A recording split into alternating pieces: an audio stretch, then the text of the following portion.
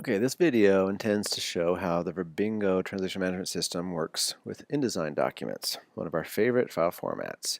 It works with several, but InDesign is one of the ones that works with best, which is great for Franklin Covey because so many of your materials are in that format. So the first step is one that you have to do right in InDesign itself. I'm going to flip over to my InDesign file here, and I'm going to just simply export an IDML file. I do that by, notice I have my file here. I do that by exporting file export, and I simply export my file. I'm going to call it test file, and then I save it as InDesign markup. I'm going to just replace the one I just did. Okay. And that's it. First step is done. The next step is to go into the Verbingo dashboard and perform a scan and a sync. I've got a couple screenshots here, but let me show you how that's done. Here's the actual dashboard that I've talked about in another video. Desktop publishers can access materials directly through here, and so it's important to understand the process and do it correctly. Click on the Materials tab, which is there, the second one, and be sure to click on the InDesign IDML option. None of these others apply for the InDesign. Click on Continue. Then you have a couple options here for loading your file. You want to go and find the file that you just created, the IDML file, and I'm going to I'm going to set my language pair next from English to French Canadian. So step one, then here is to load the file. Step two is set your language pair. Step three is click on the word scan. Bear with us as we are improving this interface. We don't have very good indicators here on when the process is done because sometimes it takes a long time to perform these scans. Here it only took a few seconds, and you can see the report. I made another video about this report that I invite you to watch so you understand what it means. But basically, you get the chance here to make decisions on how many new words there are, how many matching, and you can decide per budget if you can proceed with this job. Now, I mentioned it could take just a few seconds to produce this result, but it can also take a few minutes if you have a large project, and sometimes large projects even time out. So you have to be aware of that depending on traffic and the size of the project, the size of traffic on the server, you may time out and have to try it again. But most of the time we get the projects through without problem, and we are trying to improve that every day. The next step here is to sync. Once you get through that scan process and you've made your choices, you simply want to write the project to the Verbingo system, and you can go in here and choose a new project if you want, or you can choose from several that are already existing in case it's an update or something to add to an existing project.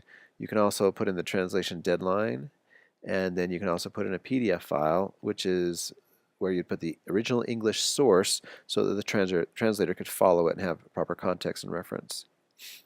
Then you would sync, and I'm not going to do that here, but we would click on sync, and the the segments would be written to the database, and the project then would appear once it's completed, and you would get a message confirming that. The project would show up here in the project's status list, and then it could be assigned for translation. I have another video on that shows how we do that process. But in terms of desktop publishing and InDesign, all you need to know is that the dashboard is here for you to track that status. Now the next step then, once it hits 100%, once you are sure and happy that the review is done and everything is signed off, you can then retrieve your translations. And again, you do that through the dashboard in the exact same way as you initiated the project. So let's go through that again. Click on Materials, click on InDesign IDML, choose your file, the exact same English one that you ran through, or the exact same source one you ran through before, so make sure you store those materials carefully.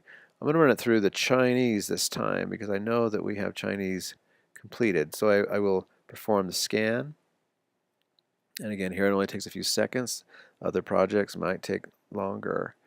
And again, we are seeking to improve every day. As expected, the scan came up with 100% matching translations. There are no new in this document. All the translations are on the cloud in the database.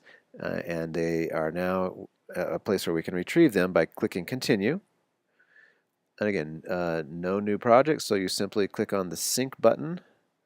And again, apologies for the lack of an indicator, but it should just take a few seconds before you get the message that says download. And so you click on that, or you save it to Dropbox. You click download, the file comes down here, and you can literally open that file. Let me do that again. Download it. You can literally open that file, and it will pop up right inside. It's taking me right here to InDesign. You can reset your links, your fonts, whatever you want. But basically the file appears, and once you change your fonts to the Chinese, this file will show up. In fact, I can show you, well, I can show you here in the screenshot that I provided what it looks like once it comes up and you set the Chinese fonts.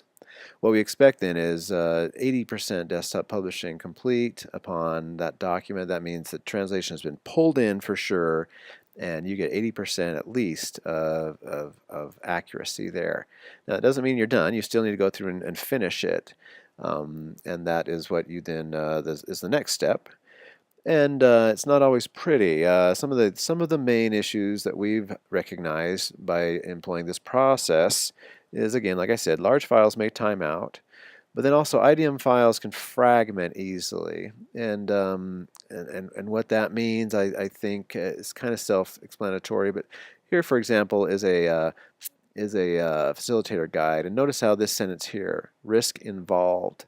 It consists of two words, and one is highlighted and one is not. Well, InDesign will split this sentence into two, one risk and one involved. And as you know, in translation, that doesn't always work, and so you get this type of situation where the red cat comes in wrong, and the translation needs to be switched to be correct. So we strongly suggest that native speakers are required to do the DTP, where they can do a final check here to make sure at least the language is in proper position, because sometimes it comes out of Verbingo not due to this fragmentation error. I think that's about all we wanted to go over. I appreciate you taking the time to learn about how to initiate projects and then retrieve the translations. If you have questions, let us know, and you can please refer to the slide deck if you have questions. Thank you.